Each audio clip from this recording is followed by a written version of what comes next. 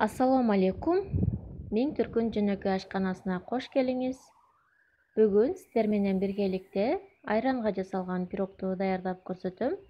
Каналдан алыстабай мени менен чогуу болуңуз. Керектүү азыктардын баарын экранга жазып чыгардым. Видеонун жүрүшүндө да айтып көрсөтүп өтөм. 2 жумуртканы идишке чагып алабыз. Табитиңизге жараша аз же көп өлчөмдө кумшекерди салып, винчик же болбосо миксердин жардамында көпүртүп аласыз.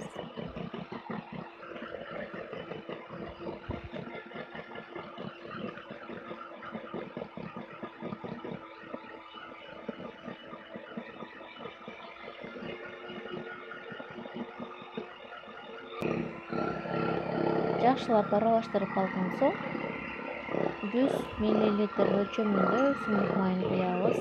Албетте жыты жок болуш керек.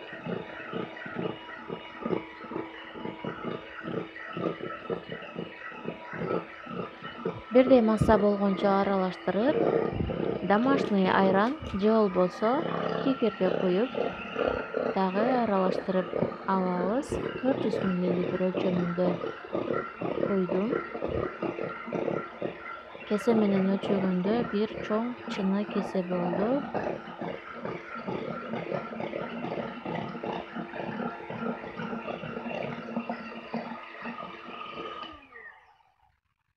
Алдын ала эленген унду аз-аздан салып,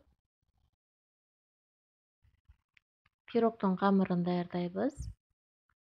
Кесе менен өлчөгөндө 2 жайма чыны кесе болду. 1 чайный ложка сода, 1 пакет 10 граммдык разрыхлитель.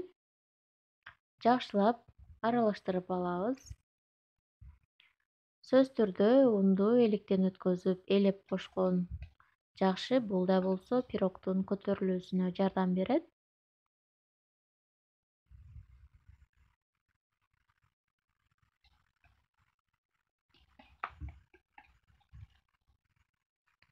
Эгер сиздин айран домашний айран болуп, кычкылданып ачыган айран болсо, мындан да жакшы болот.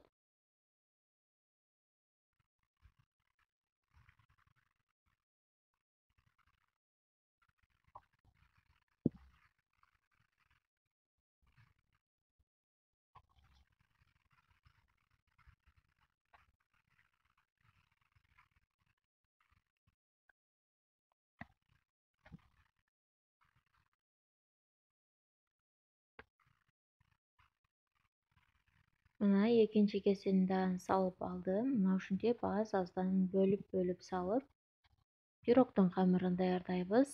Албетте биздин камыр коюу болуп, мына ушундай болгондо 6% уксуздан 2 чайный ложка куябыз.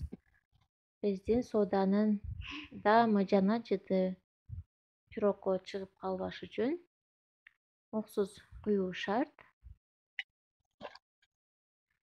Диаметри 25 сантиметр болгон форманы астына кагаз төшөп, өсүмдүк майы менен майлап, даяр камырды куюп, тегиз жайып, 200 градуста кызып турган печкада 25-30 минутада бышырып алабыз. Мына биздин пирог даяр. Бышканын билүү үчүн зубочистка менен текшерип көрүңүз. Энди ысык убагында кесүүнү сунуштабаймын. Пирогду муздатып, андан кийин кесиңиз. Мына биздин пирог муздады. Эми кесип көрсөтөйүн.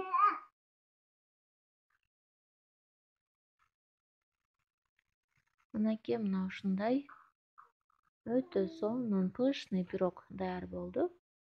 Сиз да даярдап көрүңүз. Эгер менин видеом жакса, сөзсүз лайк басып, жакындарыңыз менен бөлүшүүнү сунуштаймын. Кийинки видеолордон көрүшкөнчө Аллахка аманат болуңуз.